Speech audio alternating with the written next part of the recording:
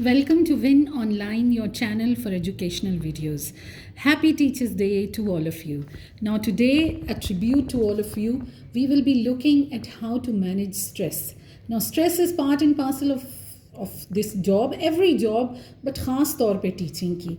और स्ट्रेसफुल अगर आप हों तो फिर आप अपना 100% नहीं दे सकते. You can not perform as excellently as you would without stress.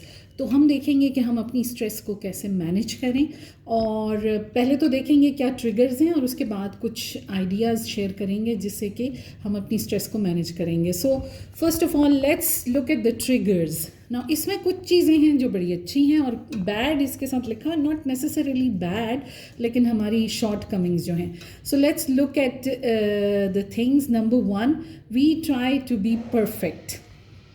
अब हर जगह यही कहा जाता है, और मैंने तो हमेशा यही सुना है कि टीचर्स आर रोल मॉडल. उनकी बोल चाल, उनका ड्रेस, उनकी पर्सनालिटी, इल्म में, हर चीज़ में उनको रोल मॉडल होना है. Now this constant pressure of being a role model and being perfect causes a lot of stress.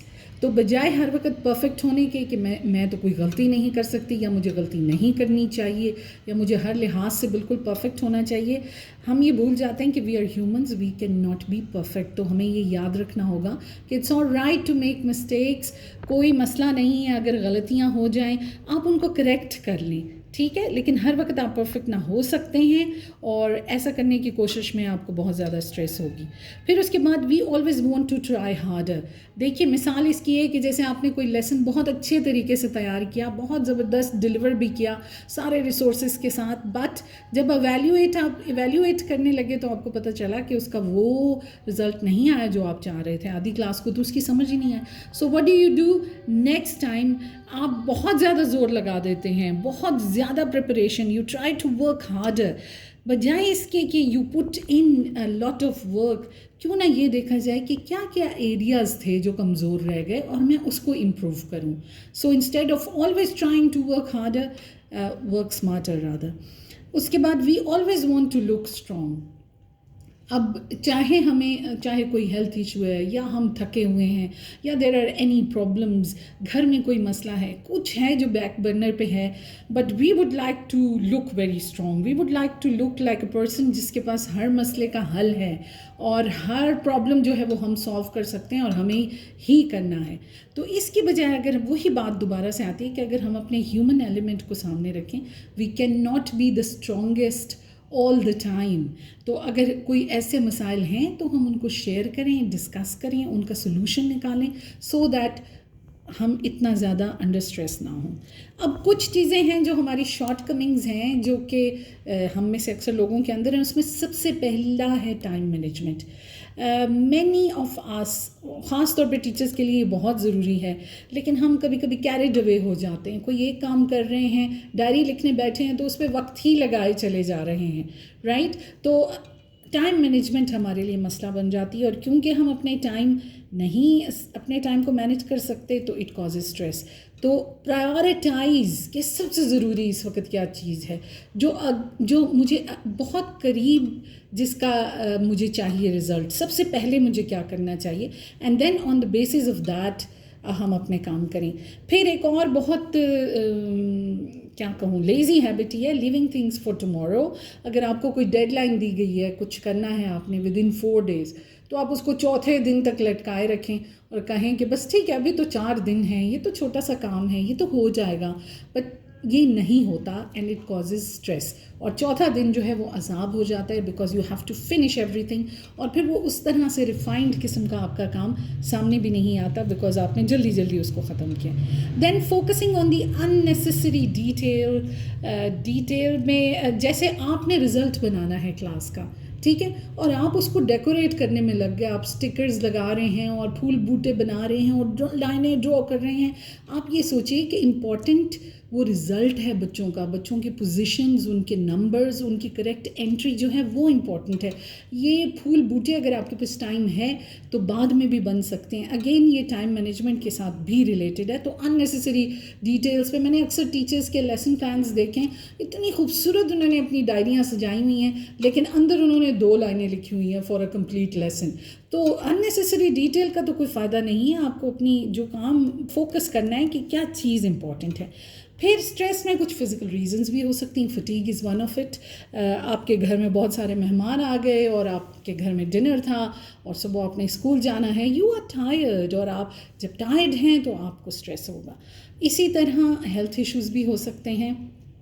بعض ڈیزیز ایسی ہوتی ہے جس کے نتیجے میں فٹیگ ہوتی ہے اور آپ کو اسٹریس ہوتی ہے. تو you have to understand and realize کہ ٹریگر کیا ہے آپ کی اسٹریس کا، کس وجہ سے آپ کو اسٹریس ہو رہی ہے. اگر یہ آپ سمجھنا شروع کر دیں تو پھر اس کو ہینڈل کرنا جو ہے وہ آسان ہو جاتا ہے.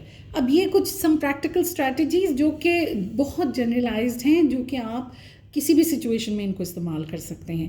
سب سے پہلے یہ focus on what is in your control.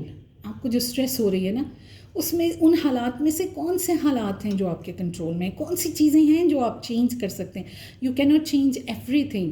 اگر آپ کے اسکول مینجمنٹ کے ساتھ کسی بات پہ آپ کی ڈس ایگریمنٹ چل رہا ہے تو آپ اسکول مینجمنٹ کا دماغ ہے، ان کی سوچ نہیں بدل سکتے. So you have to focus on the things that are in your control, اور آپ ان کو امپروو کرنے یا موڈیفائی کرنے کی کوشش کیجیے.